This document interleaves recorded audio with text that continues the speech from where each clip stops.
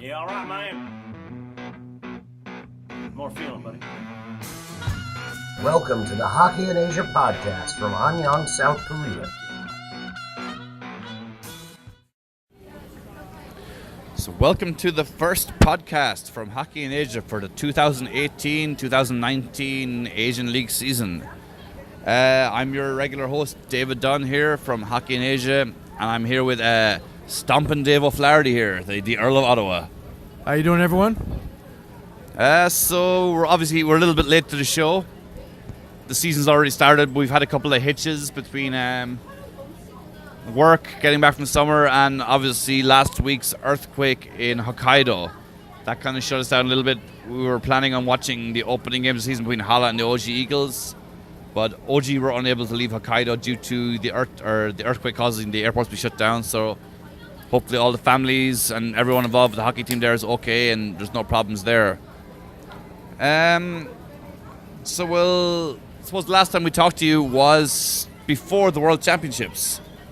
And I mean, our plan was to do a review of the World Championships, but obviously, Dave, as you can see, they didn't really go as planned. Yeah, it didn't really go as planned. Kind of a disappointing results. And yeah, I guess we figured maybe we just let it go because we didn't have all that much great stuff to say. Yeah, I mean, so as the results went, Korea finished bottom of the group. They broke some records in a not in a way we really want to. Japan finished second in their group. They didn't gain promotion, but they're still there. And China, I think, finished fourth or fifth, kind of middling. They didn't get promoted or they didn't get relegated, so they're still in the same group come next season. So come March, April again next year, 2019, we'll take a look at that again and see how they go. Korea's dropped down a division, so we'll see what kind of a strategy they put together, whether they want to attack going back to top division or just try and maintain their position. But that's not what we're here for right now.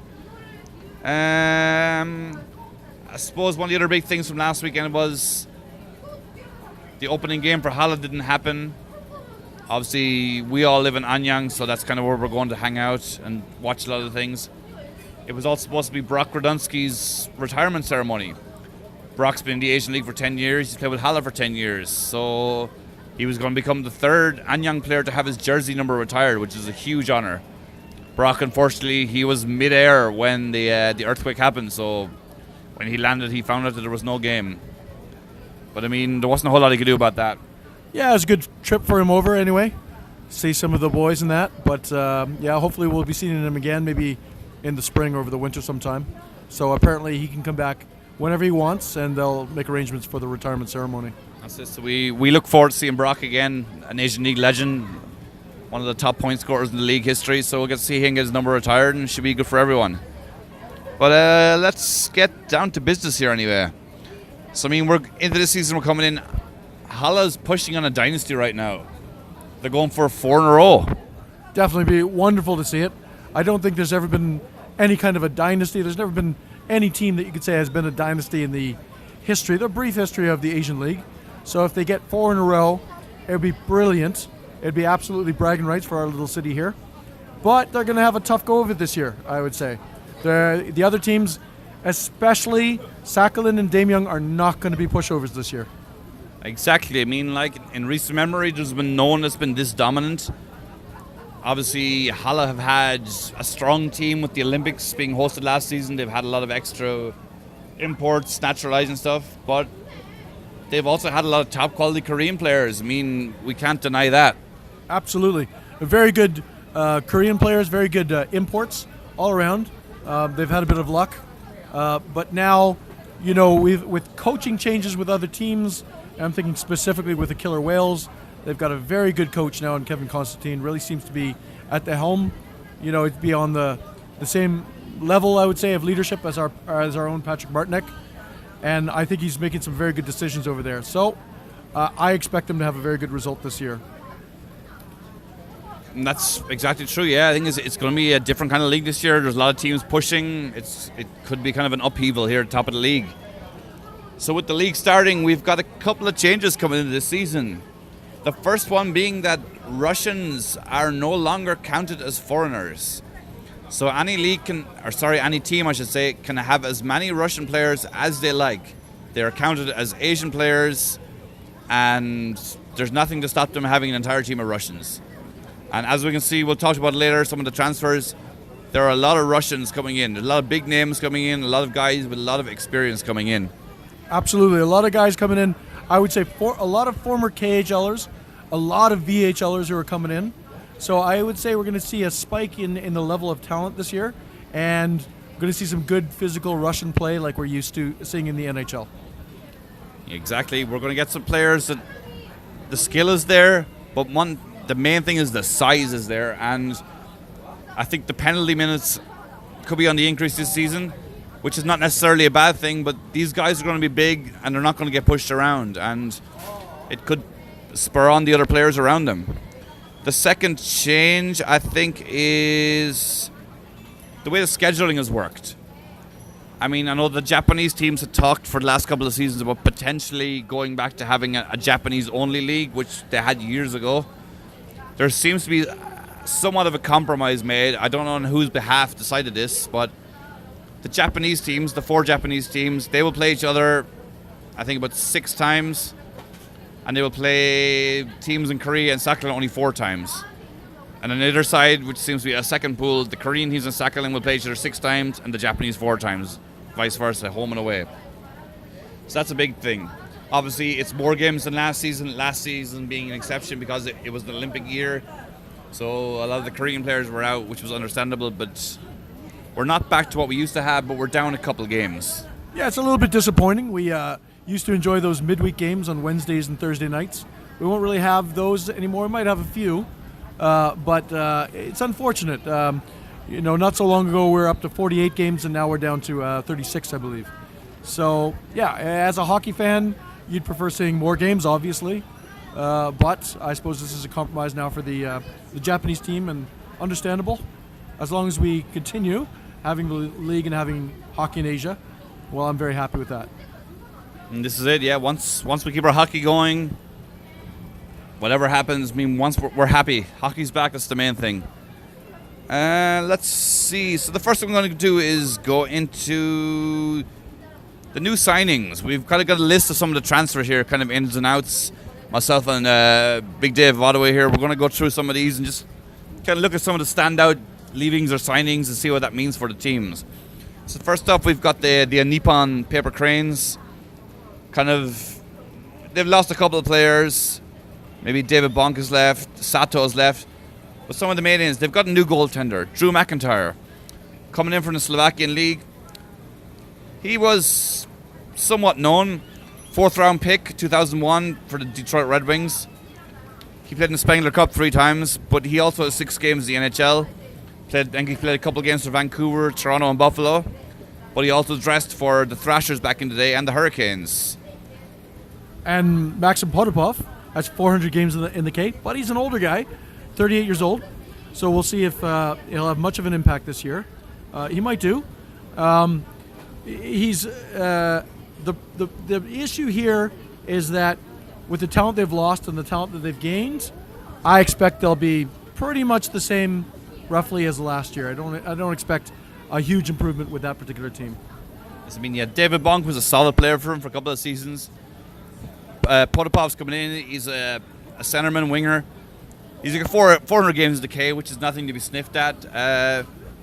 But, I mean, it could be like for like, going in and out in points. And we have, they got another Russian player, Trunko. He could play center and left wing, 31-year-old guy. 2005, he was a 4th round draft pick for the Oilers. I think he didn't make it too well there. He's played 200 games in the AHL. Got a .45 point average, which is not bad. But he's come up through the leagues. He's played in the Quebec Major Junior, so he has been in North America for a long time. Yeah, and 100 games in the Swedish League. Exactly. So he's got a lot of talent and a lot of experience. So this guy, he's been around the block. He's only 31. He's not an old guy yet. He's got experience all over. I mean, playing in Quebec Major Junior, he had a 1.4 point average, which is insane. Very good. SHL last season where he came from in the Swedish League, he only had 0.15, but I mean, this could be the season for him to turn it back on. So this could be some points for them. Yeah, I suspect they might do slightly better than last year, but roughly around the same rankings in the table at the end of the season. Yeah, exactly. So next up we have OG. So the Eagles are here. Who've they lost? They've lost 4 or 5. They lost their 2 imports from last season, Barry Talaxon and Stefan Villa. Yuya Arioshi's gone to Haiwan, the defenseman. So they picked up a Japanese player, but like obviously Stefan Villa, he was a big name here. He played like a large number of games, mainly for Minnesota, and he was a good player, especially in the playoffs come last season against Halle. Absolutely, he was a very good addition to the team. He was one of their star players, but I suppose they've picked up some other good talent now. Some people with some very good in Shawan Morrison, some very good NHL experience, right? 480 games in the show, 220 games in the KHL, so some serious experience there. 700 games at the very top level, and he was a first-round draft pick for the Bruins. Yeah, and Shawan Morrison, he's a big man. He's 6'4", he's 212 pounds. I mean, he's going to be a stay-at-home. He's not going to be getting points for it, but he's not going to let a whole lot in. The man is pretty much a wall. No one's going to mess with him. 35 years old. He's not super old. He's not super young. I mean, this is the league for him. This is an appropriate age league for him. And I mean, he can probably do some work here. Absolutely. I expect him to do a lot of work. Him as well as Dominic Forget. Now, Forget is a bit older. He's 37. Right? Left wing. Plays left wing or center. 200 games in the ECHL.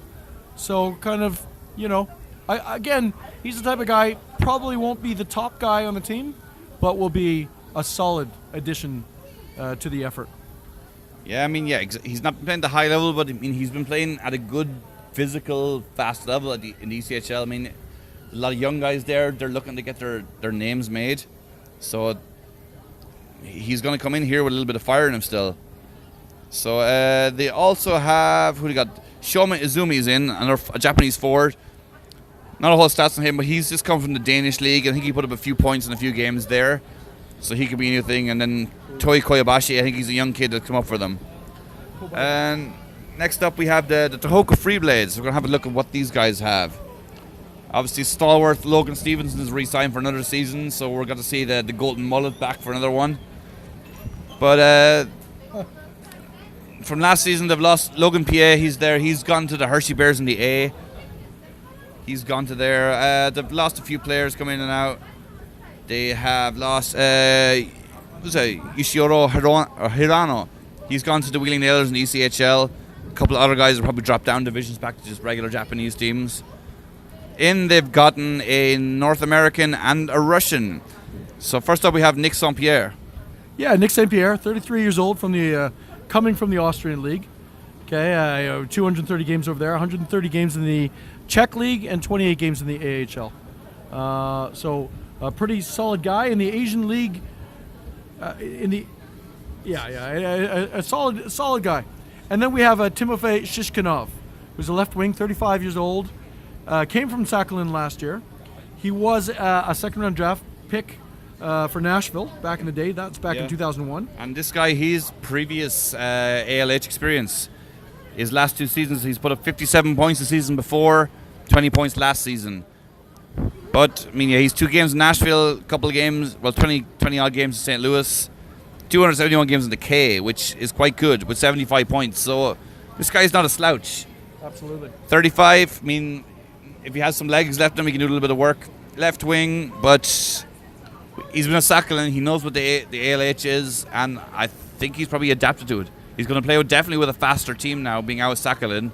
The size is gone, but he's going to pick up the speed what the Japanese teams have. Absolutely, and he's got plenty of experience now in the AHL. So in the Asian League, ALIH.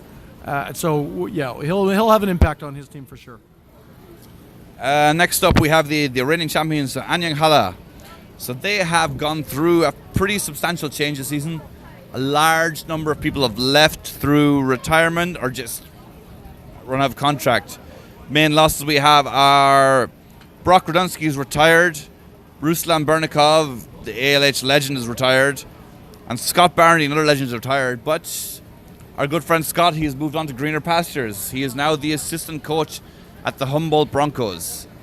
And we wish him the best of luck, especially after probably one of the worst sport tragedies in Canadian history has happened last season. He started his last game last night, and we wish him all the best, and we hope the best for the Humboldt Broncos and all their families.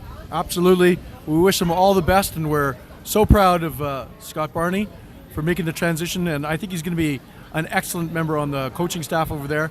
He's got, as anybody who knows him knows, he's got a great personality, and he's the right guy to make a connection with those young players. So I think he's just be perfect, fit in there, Humboldt strong.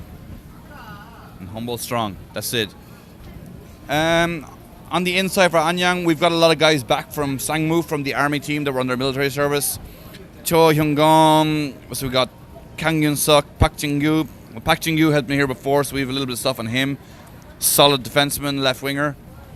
Let's see, check my notes. So we got from Haiwan, they've actually brought in Shin Hyung-yoon. Solid player there. He's been a decent player for Haiwan over the last couple of years, so he's going to play in the left wing or Anyang Hall this season. The one import they've gotten is Bill Thomas. Never been drafted.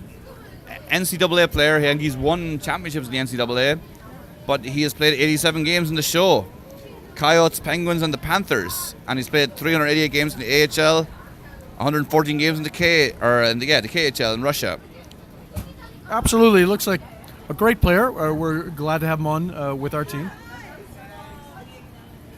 He's not the most physical player in the world, but he's got very good hands, and he seems to be very smart. He's got a very good hockey IQ.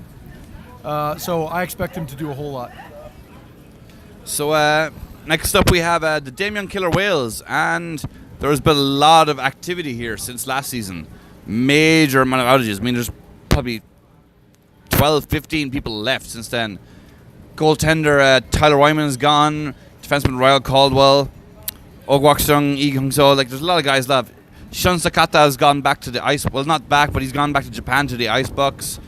Adam Estakle, who I think he was injured most of last season, but he has left them formally.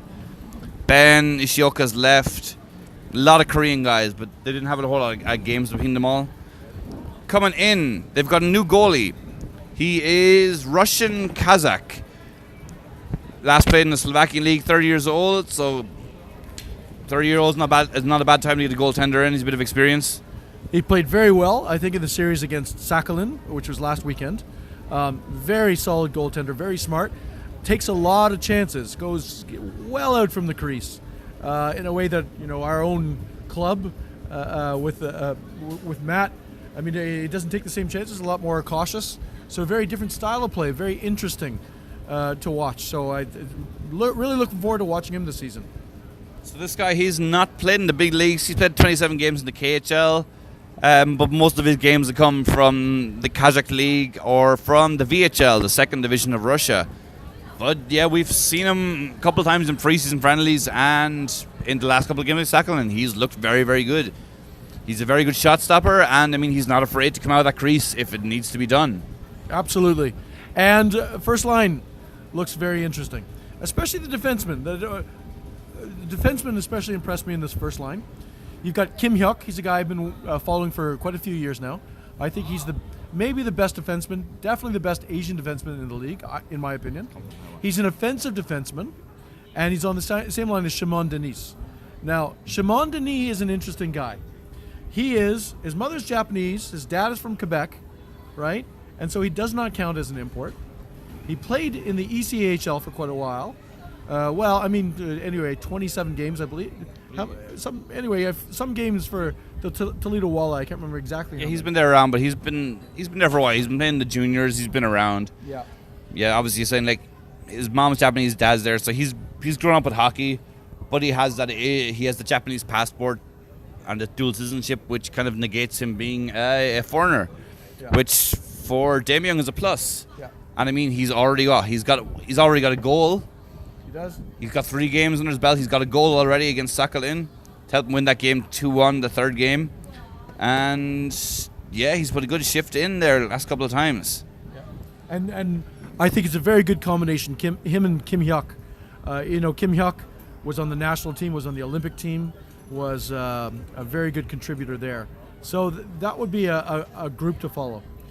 I mean, Kim Hyuk, he's been one of the better Korean defensemen for the last number of years. He's been a stalwart at Haiwan. 287 games, whatever, 151 points, which is fantastic. That's almost over a point every second game. He's on a .53 average there, which is a point every second game, which is phenomenal for a defenseman in any league. And moving on to the forwards, the people who were the one guy we're probably most talking about these days is former NHLer Alexander Fullov. 36 years old, first round draft in 2000 to the LA Kings, 579 NHL games, 280 games in the KHL, 50 plus games in Russia, and a gold medal in the World Championship in 2008-2009. An excellent player on the ice. Seems a guy much younger than his 36 years when playing. He's already got a goal, got the first goal, got the only goal in the opening game for the Killer Whales. Really fun to watch. This is it. We've watched him. We've seen him on a couple of games against Sakhalin. We've watched him in a practice game against Halle. The man is a stud. He probably is the oldest looking man in the league. But I mean, for a man of 36, he gets around the ice and he can definitely get that puck into the back of the net. From what we've seen, he's playing on a very dangerous line because two of the other imports they've gotten in are Mike Swift, the Asian League legend, who's broken multiple records, if not all of them, for a forward. He's moved from Haiwan to Daejeon to join his cousin, Brian Young. And also Mike Testwe. After his inaugural year at Haiwan, he was only in a 1-year contract, which he did phenomenally well. He scored well. 22 goals, 22 goals overall, 21 points. 22 goals, 21 assists, I believe. Is that points? That was points total, I think. Excuse me. Yeah, I haven't mixed up here in my notes. Yeah. So 20. Excuse me. Let me restate that. 22 games he played, and he got 21 points, so almost a point per game. So I suppose if it was 43 points in that number of games, it would be a little bit too much. Yeah. That'd be Gretzky levels. But yeah, Mike had a great season last season. I mean, obviously last season was a Olympic season. Games were cut down, and Mike was coming in off some injuries from the previous national or the World Championships. He took a bad injury getting that promotion league or that promotion season for Korea. But to come out with pretty much almost a .9 plus average there was pretty good.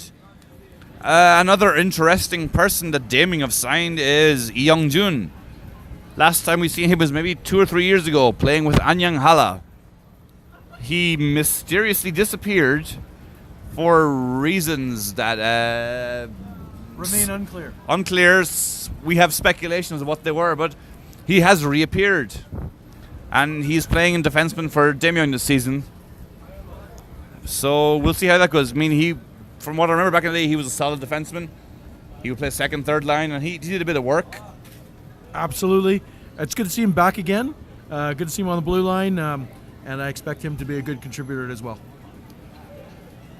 So that was the main thing. Daejeon have got a lot of people in the off-season. Kevin Constantine, who when we last seen was on crutches, so obviously he's done some harm to himself.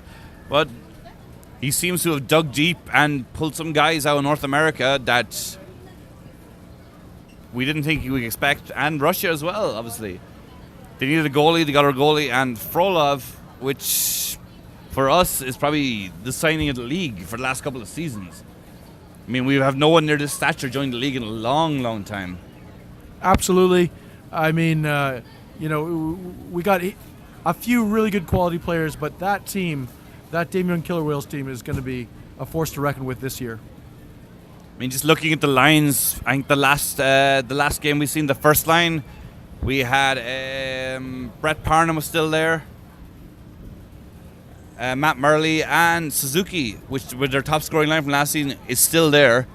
But the second line coming in with Frolov, Mike Swift, and Mike Testwe is absolutely frightening. Absolutely frightening. So, I mean, this looks like this could be points galore for them. I couldn't agree more. I'm expecting them this year to either come in first or second place. No questions there. And yeah, we'll talk about it later. We're going to talk about predictions later, but we'll keep going here. So next up we have Haiwan. Haiwan have a big loss as well. They lost goaltender Jason Bakashwa. Jeff Timmon has retired, we think, from injury. Pak Sung-jae, national team backup goalie, has also left. We think retired. Obviously, Mike Swift and Mike Testfield left. And a lot of young guys, they've just either been demoted or just haven't come back. Coming in, though, they need to re-sign a goalie, which seems to be the trend this season, foreign goalies. Thomas Duba, 37-year-old goaltender from the Czech Republic, last played in the Austrian League, has himself a number of caps for the Czech national team, with most of his games coming from the Czech League in Germany. Watched him, a little bit erratic, looks solid, but doesn't look unbeatable. Doesn't look unbeatable. Certainly has some weaknesses. I would say our own team, the Anyang Hala, can certainly exploit that. I would say Sakhalin would do fairly well against them, and OG Eagles, I think, would do well against them as well. However, it's very preliminary. We've only seen him play in a couple of games now. Basically, we've seen him play in one game live, so things could change, obviously. Yeah, I mean, from what we've seen, good shot stopper, commands his area well, but it's all going to depend on who's standing in front of him. And we've seen a couple of games, so we don't know what kind of a setup they're set on line-wise. So they could improve. We'll see what happens. As Pak Sung-jae has also left, they've gotten in Yoshihiro Kurioa, a Japanese guy, 24-year-old goalie. He was playing in Liga, the Finnish league, played a couple of games there, so he looks like a good prospect coming in. Has a fine haircut, which a lot of the Hala fans appreciated the other day at the practice game. Coming in on the defense, Yuya Ariyoshi, another Japanese. Last season played with the OG Eagles, had a good solid season. Kim Chul-jun's he's back from Sangmu from his military duty. A couple of Russians. They've got quite a number of Russians in the season. Anton Polischuk, defenseman, 31 years old, 5'10". Not a big guy, but he gets around. 242 games in the VHL, and 96 in the KHL. So he's a pretty decent, probably going to be decent first, second line defenseman for them. Got some experience in a high level and VHL, which is also a good solid level to play at for a long time. Absolutely. And we've got Maxim Rybalko. He's 31 years old, also a defenseman. Lots of defensemen coming in. 31 years old as well, same age, right? Last played in the Kazakh league, and he is the Chara of the league, which we have come to see in some of the games. This man is 6'6", 105 kilos. He's a monster of a man. He is the new Chara. He's going to be a monster. We've seen him skate around quite a bit in the KHL and the Kazakh league. In these kind of places, he uses his physicality, his size, obviously quite a bit. We would expect him to play the role of, let's say he's going to be enforcing some rules. Shall we put it that way? Yeah, so I think in him and Polishuk, they can probably form a good partnership, or whether to split them on first and second. But exactly, he is going to be pushing his weight around a little bit. He could be up there with the points, or I suppose the penalty minutes. Come the end of the season, we'll see. Logan Stevenson could have a friend. Well, obviously Logan's calmed down a little bit the last couple of seasons, but Maxim is here. I think he can do some work. There was a couple of hands thrown in a few practice games we've seen, so it could be an interesting game when he's around. Up next we have another Russian player who plays on the right wing. His name is... Sorry, I check my notes. Roman Lyudichin, right winger, 30 years old, 358 games in the K. He has a couple of caps for Russia. He has played with some of the big teams there. He's played with Spartak Moscow. 161 games at one point. But he also picked up 307 minutes in his career in the KHL, which is almost a penalty minute a game. So he could be another one that's not afraid to drop the gloves if needs be. Yeah, a lot of big Russians on this team. Going to be interesting to follow them this year. Going to be a lot of fun. They won't be messed with. They won't be pushed around. Shall we put it this way? Coming in also, we've got Oceans back from Sangmu from the army team. And Sergei Payol, another Russian, 34-year-old center, 13 games in the KHL, 314 in the VHL. Looks like a solid player. Not a big guy. He gets around. He's got plenty of experience. I mean, he knows what he's doing. And obviously, this is a team that seems to have 6 Russians now. So, I mean, communication is not an issue anymore for these teams. Oh, in fact, I think it's more than 6 Russians. Anyway, it's a lot of Russians they got on that team now. They basically have one line. It seems to be entirely Russians. So yeah, communication is fine. Style of hockey is probably the same or very similar amongst them. Probably a lot of them came up the same development leagues. So you'd expect a lot of gelling between these players. Also coming in, they've Pak Sang-jin, former Hala player. He played there last season. Only 18 games, 1 assist. So, I mean, he was probably moved on for younger blood. We'll see what happens there. But he's been a solid year in season before. We've seen him over the year in Hala, so he's not a bad player. He can do a job for them. Another Russian left winger, Kirill Startsev, left wing, 28 years old.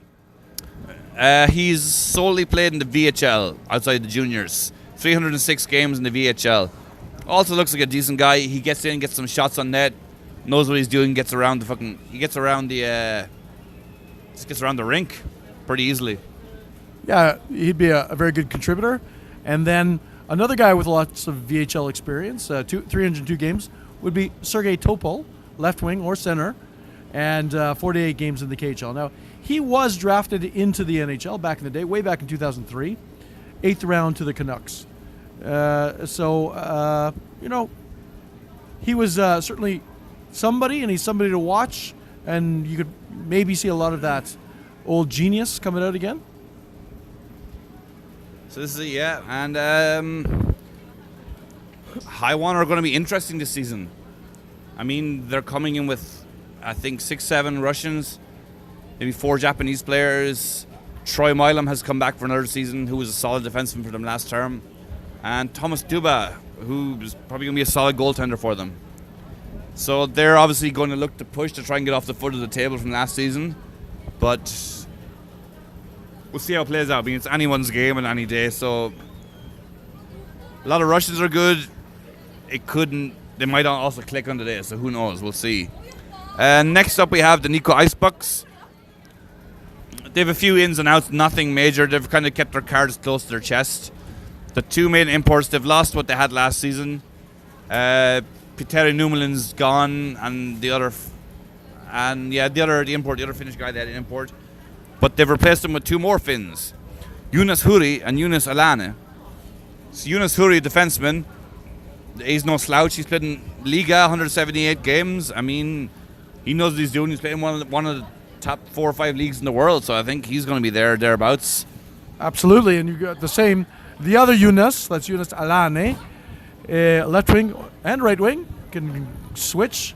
Also has a lot of games in the Liga, 218 games.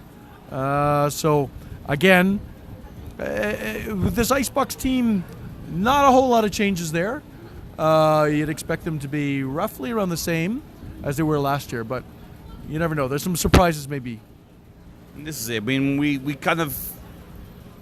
Icebucks, they're probably one of the best franchises in the whole league. I mean, fan base-wise, they're fantastic. Their fans are exceptional. I think they're more of a publicly loaned team than a lot of the others, so obviously they're working on a smaller budget, and they don't need to go kind of so Comanche on ins and outs.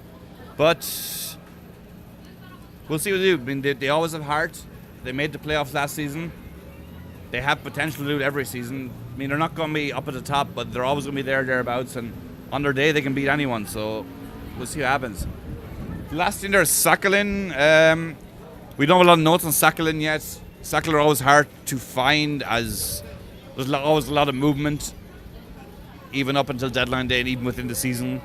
Obviously, they have a lot more access to Russian players from the K and the V that we don't see, so we don't have a whole lot on them now, but they're not going to have it as easy as they've had it in the previous seasons due to the fact that Russians can join other teams. So I think the size thing for them is going to be less of an issue. They're not going to do so much. Yeah, there's a lot of drain from Sakhalin this year. A lot of their people have gone to the other teams, for example, to Haiwan. They're not going to be as big anymore. They're not going to be as imposing. We saw them play last week against the Killer Whales, and they won 1 and lost 2, surprisingly. So it depends. I mean, I still think they're a very good team. It's, they have yet to win a championship. They always seem to be up there. So maybe it's their year this year. And I suppose that brings us to the end of our transfer thing. I suppose one thing before we finish up, myself and Dave we'll try and make our season predictions for the regular season, obviously. So we'll do both. Give me your season 8 finish, or 1 to 8 finish for the season, and tell me who do you think is going to win the championship. All right. So Dave, you're up first. All right, fair enough. So I'm going to, I'd say I'm a bit torn here. I don't know who's going to finish first in the season between Damyoung and Sakhalin, but I think it's going to be one of those two. So let's say Sakhalin. Sakhalin's going to come in first because of their experience. Damyoung will be a solid second. After that, our own boys will, I think, end up in third place. After that, we've got OG, and then the Bucks, and then the Blades, and then the Cranes, and I think probably in last place likely will be High One. They have some serious management issues there. Maybe if they can sort that out this year, they can bring it around a little bit. But we'll see. Hopefully, the third Korean team will bring it this year. And for myself, I'm somewhat of a similar boat to Dave. I was kind of torn between first and second. I think Damyoung can make the leap. They have two insane first lines and forwards that I think they can probably outshoot anyone. Frolov can probably push for player of the season in the Asian League. So I'm putting Damyoung as a first. Kevin Constantine's there. I mean, he's, wouldn't call him a legend in the NHL, but he's done some amazing things. He's brought teams from what round were they at? Oh, I mean, he's brought some pretty middling teams to be, top teams in the league. I mean, I think he's got some records for it. He came into the NHL as a young man. I think he was only about 35 or something like that when he came to the NHL. He took some pretty bad, I believe his first team was the San Jose Sharks, and he took a pretty middling San Jose Shark. I believe they scraped in, from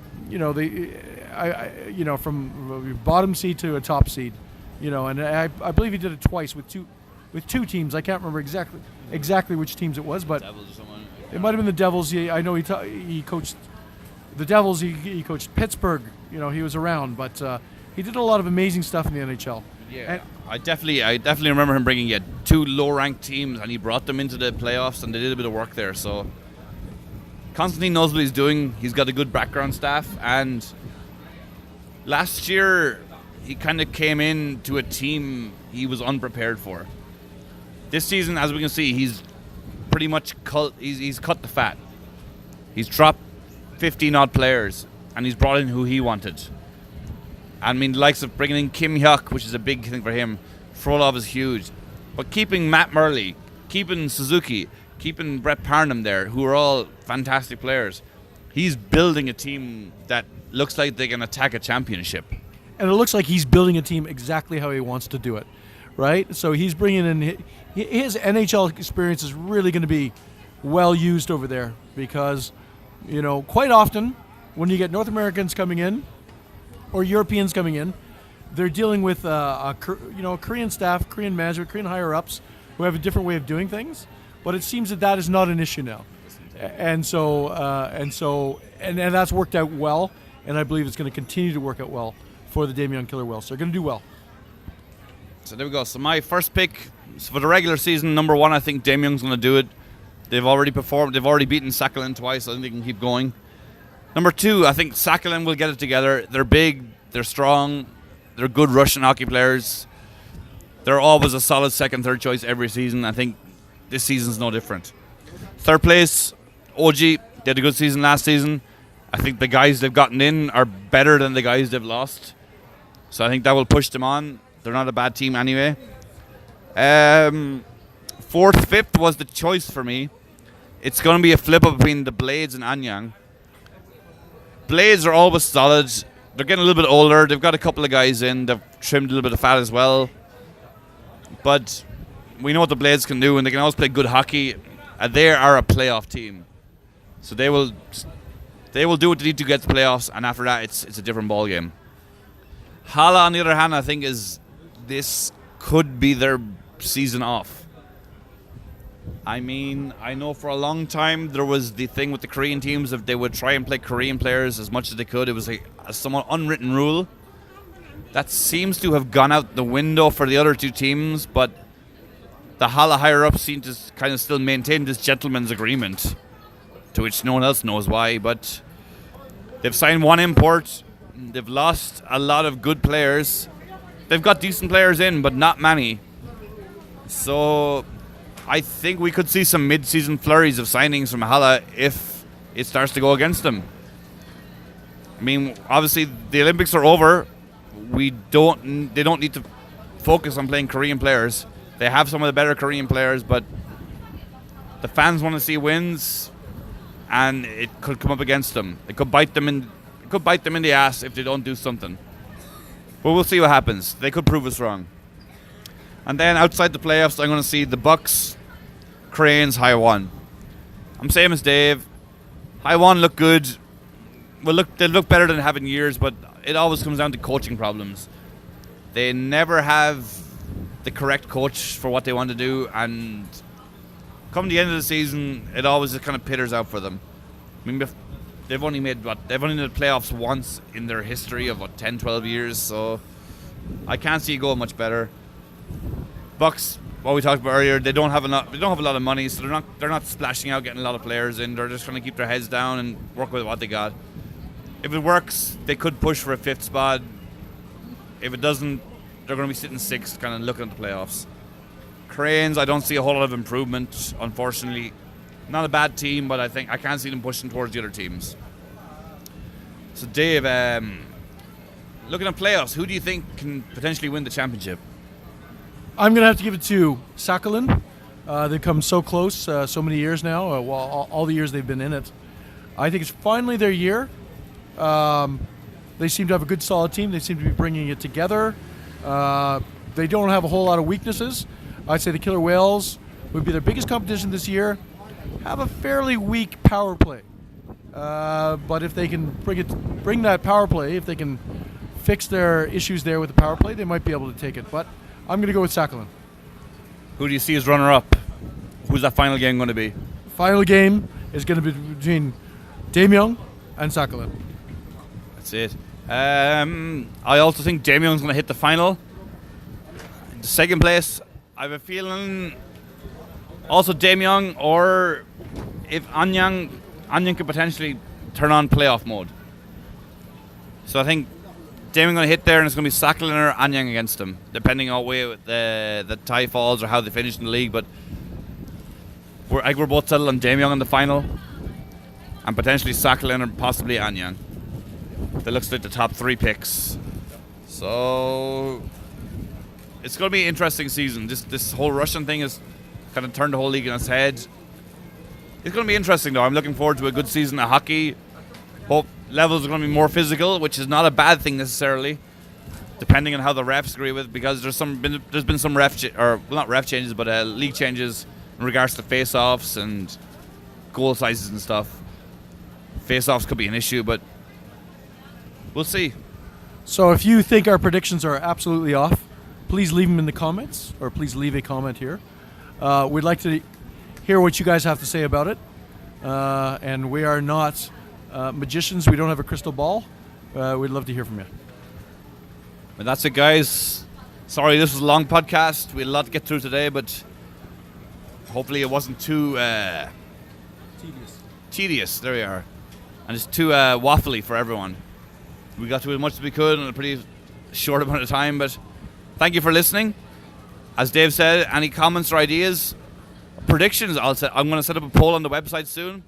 Let me know who you think is going to win, and we're going to see what happened. I'll put it up on the Facebook. We'll get a whole thing going, and I'm looking forward to a good season of hockey. I'm just happy hockey's back after this awful summer of 40-degree heat. But anyway, thanks for listening, guys. I'm Dave Dunne. I'm one of the editors of Hockey in Asia, and here we have Big Stompin' Dave. Right. Take care, everyone, and keep listening. Talk to you soon. Have a good night, guys, and keep watching hockey. Humboldt strong.